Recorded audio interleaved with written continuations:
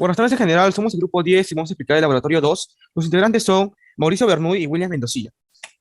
Experimento 1. Los objetivos fueron medir el campo magnético producido por las bobinas de Helmholtz, estimar el número de vueltas de las bobinas haciendo uso de la ley de Biot-Savart y comparar los resultados experimentales con los teóricos y obtener el porcentaje de error respectivo. Procedimientos. Paso 1. Hemos realizado mediciones que permiten determinar el radio de las bobinas. Hemos usado un rango de selector para el campo magnético, fue de 6.4 militeslas. Hemos conectado el sensor magnético a la interfaz del computador, donde hemos configurado en el programa de Logger Pro y hemos medido el campo magnético del medio ambiente, donde hemos utilizado la opción de estadística para determinar el campo magnético promedio del ambiente y este valor será el offset del sensor y deberá ser restado a los otros campos que se medirán a continuación. Y por último, hemos conectado la bobina fija a una fuente DC, donde va a prender la fuente y configurar la corriente hasta obtener una corriente estable. Las mediciones con una bobina. Hemos obtenido el campo promedio del medio ambiente que fue de 0.218 militeslas, para el campo promedio de 1.4 amperios fue de 1.469 militeslas, para el campo magnético de corriente de 1.8 amperios fue de 1.903 militeslas y por último el de 2.3 amperios fue de 2.399 militeslas. El campo promedio entre dos bobinas en serie a una distancia de 11 centímetros medido a una distancia de 7 centímetros de la bobina fija, precisamente que nos pedía la intensidad de 2.3 amperios fue de 2.244 militeslas. Por último, los diámetros de la bobina fueron los siguientes. El diámetro interior fue de 114.64 milímetros, el diámetro exterior fue de 142.41 milímetros y el promedio de estas dos fue de 0.1285 metros. Cuestión en general. Utilizando las tres mediciones realizadas del campo magnético para la bobina fija, estime el valor del número de vueltas n.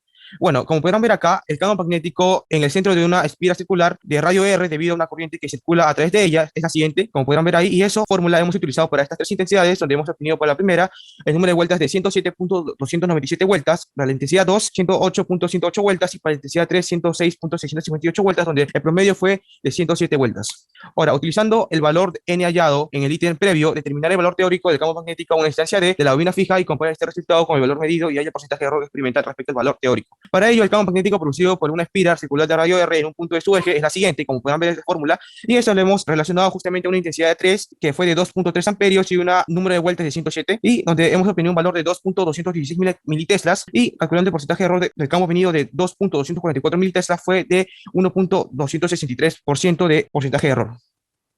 ¿Qué tal? Soy Mauricio Bernoulli y ahora voy a explicar sobre lo que sería el experimento 2, lo cual consistía en objetivos realizar unos 3 experimentos para comprobar, digamos, la ley de Faraday, de ahí también para, digamos, analizar todos esos principios de inducción de estos 3 experimentos y específicamente en la primera parte del experimento era determinar el tiempo de prendido y apagado de las fuentes de energía que usamos para inducir la corriente, usando justamente Faraday.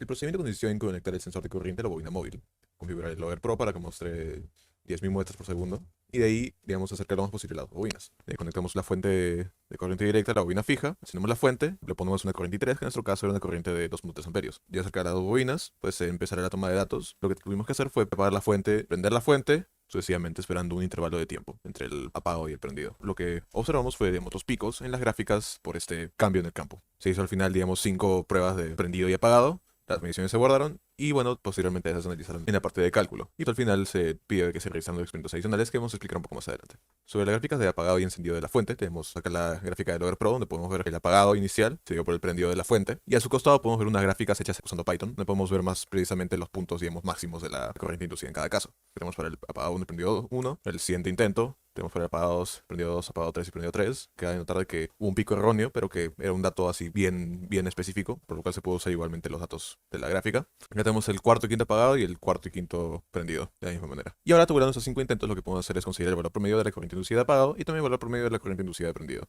siendo la del apagado un aproximado de 0.42 amperios y la de prendido de 0.16 amperios. Y para los cálculos que se pidieron se necesitan unas mediciones adicionales, lo cuales serían la resistencia de la bobina, que sería de 0.609 ohms, la profundidad de las bobinas, que es de 4 centímetros. Y también se midió ambas caras del imán, midiendo un campo magnético de 5.3 y de 8.19 en cada una de las caras, considerando acá justamente el offset del magnetómetro. Y bueno, para la parte de los experimentos adicionales, para el primer experimento lo que se hizo fue acercar y alejar el imán para inducir una corriente sobre la bobina conectada al amperímetro, en serie. Vamos a ver acá la gráfica del Logger Pro y también la gráfica que hicimos en el Matplotlib. Y en base a la grabación del video se puede obtener las distancias de movimiento que se hicieron del imán en los puntos específicos de máxima corriente inducida. Y para el segundo experimento lo que se hizo fue inducir una corriente mediante el giro del imán en su propio eje, como podemos apreciar en las gráficas y en la screenshot que hemos puesto. Y en este caso también encontramos la corriente máxima inducida en base a la gráfica. Ahora, para el cuestionario general, lo que se pidió para la primera pregunta fue utilizar la ley de Faraday y los datos recopilados para determinar la pendiente de la gráfica de voltaje de sus tiempos ante el prendido y apagado de la fuente. También nos piden determinar el tiempo de prendido y el tiempo de apagado. Lo que nos pide en este caso es determinar, digamos, la pendiente de las gráficas de la misma fuente, el cual al prenderse va a demorar un tiempo bastante pequeño en llegar de cero a su voltaje, al voltaje definido, y al apagarlo del voltaje definido va a demorar un tiempo también pequeño para llegar al voltaje cero. Para esto acá se utilizó nuevamente la fórmula de Biot-Savart para conseguir el campo magnético a una distancia x de una espiral circular, en este caso de n vueltas, utilizando nuevamente el valor obtenido en el experimento anterior del número de vueltas. Como se había medido, los puntos centrales de ambas espiras están a 0.04 metros de separación uno de otra, con lo cual podemos reemplazar los datos en la fórmula y obtener un valor de 1.472 militeslas cuando la corriente es de I3, o sea 2.3, y en el caso de que la corriente sea cero, ergo la fuente esté apagada, el campo magnético sería de 0 militeslas.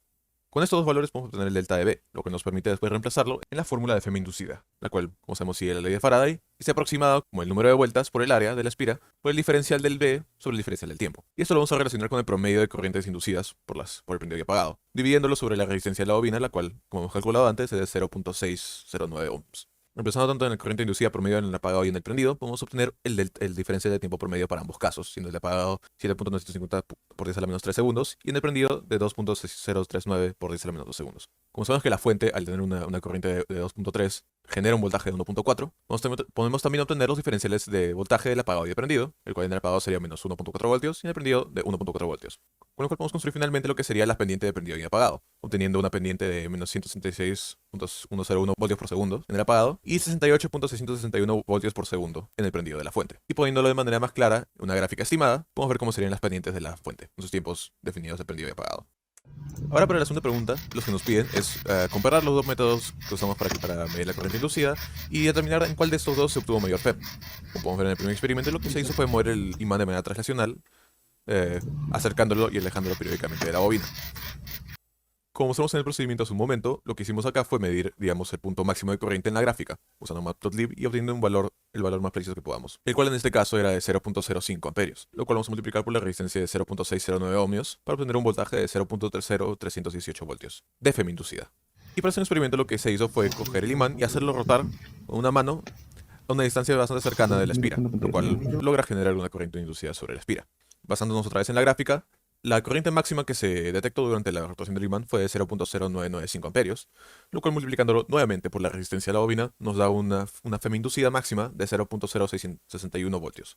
Con lo cual podemos hacer una comparación numérica de los resultados, obteniendo de que el imán en rotación generaba casi el doble de FEM que solo mover con la mano el imán. Lo cual, bueno, a nuestro criterio se debe principalmente a que era bastante más sencillo generar una rotación de alta velocidad del imán y no teníamos que, digamos, hacer el movimiento rápido con la mano que eventualmente resultaba bastante laborioso. Y que pues justamente era más difícil conseguir una velocidad de acercamiento y alejamiento para iniciar una corriente comparable a la del imán rotando. Cabe mencionar de que si se hubiera logrado hacer un movimiento más rápido con la mano, se podría haber llegado a una corriente igual o incluso mayor que la de la rotación del imán. Y bueno, para la parte de observaciones lo que se nos pide es explicar un par de fuentes de error experimental para cada uno de los experimentos que hemos hecho. Con respecto a lo que sería la medición del campo con una y dos bobinas, pues más que nada nuestra fuente de error experimental tiene que ver con la posición del magnetómetro tanto en el eje central del imán, para los casos de una sola bobina, y esto también en conjunto con la medición de la distancia digamos, entre las bobinas, y vio que era complicado poner como que la regla entre las dos bobinas para hacer la medición exacta, y también mantenerlo en esa posición entre el tiempo de posición del magnetómetro, y de ahí empezar a hacer la medición, como que se podía desviar un poco. Tenemos el prendido y apagado de la fuente. Bueno, tenemos un pequeño caso de un pico erróneo, y esto según la asesoría se explicó de que podía ser causado por prender y apagar muy rápido la fuente. Otra situación de error experimental puede haberse dado por la variación de la intensidad de la fuente, porque, bueno, cuando hacemos el prendido y apagado, a veces cuando hacemos el prendido de vuelta de la fuente, en vez de marcar 2.30 amperios, marcaba 2.29. Bueno, no consideramos que es pequeño, pero podría afectar. Con respecto acerca del eje del imán, debido a que no medimos directamente, sino que medimos a partir del video las distancias inicial y final del movimiento, pues capaz no es tan exacto, digamos, en términos decimales. También si el cambio de campo magnético se está considerando como un cambio lineal, cuando en teoría no debería ser lineal, pero para los alcances de ese experimento, pues es una aproximación suficientemente precisa. Y también, digamos que en el movimiento, digamos, el imán no llega exactamente, cuando se acerca, no llega exactamente a estar en el centro de la espira, pero llega bastante cerca. Y que en términos de rotor del imán, cuando hacemos la rotación del imán, se inducía una vibración que causaba que se acercara y alejara así casi de manera aleatoria. Y además también en la rotación, durante la rotación, el imán no está, digamos, en el centro de la misma espira, sino de que está a una distancia bastante cercana, pero igual no exactamente ahí. Y si pudiéramos regresar al laboratorio, lo que haríamos de manera distinta sería, bueno, para el magnetómetro, usar un elemento para sostenerlo durante las mediciones, también prender y apagar el la fuente, también medir más precisamente las distancias de desplazamiento del imán, y también usar el magnetómetro para medir los campos sentidos dentro de las espiras en los experimentos adicionales. Otra observación que se podría añadir es de que durante el experimento adicional de mover el imán, pues el punto pico, el punto de corriente máxima, justamente coincidió con el punto, digamos, en que se acercó lo más posible, con lo cual el cálculo resulta ser bastante acercado.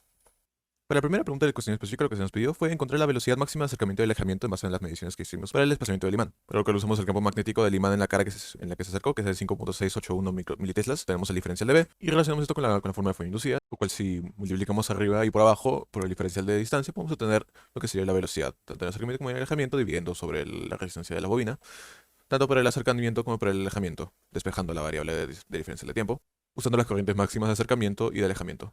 Y ahora si dividimos el diferencial de R de 0.17 metros entre los tiempos de acercamiento y alejamiento, vamos a obtener tanto la velocidad máxima de acercamiento, que sería 0.726 metros por segundo, como la de alejamiento, que sería 0.604 metros por segundo. Continuando con la segunda pregunta del cuestionario específico, el sensor de corriente soporta una corriente máxima de 600 miliamperios, determina la rapidez angular máxima a la que podría girar el imán en cercanía a la bobina conectada en serie del amperímetro sin dañar el instrumento de medición.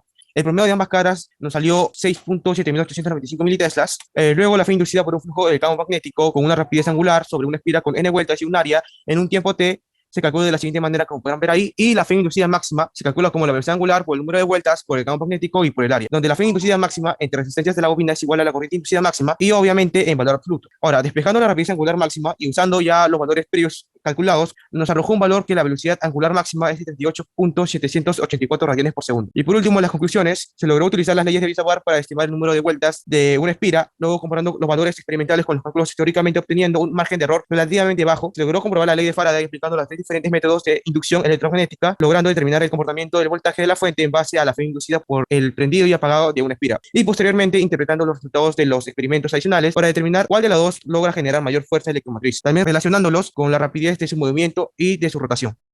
Gracias.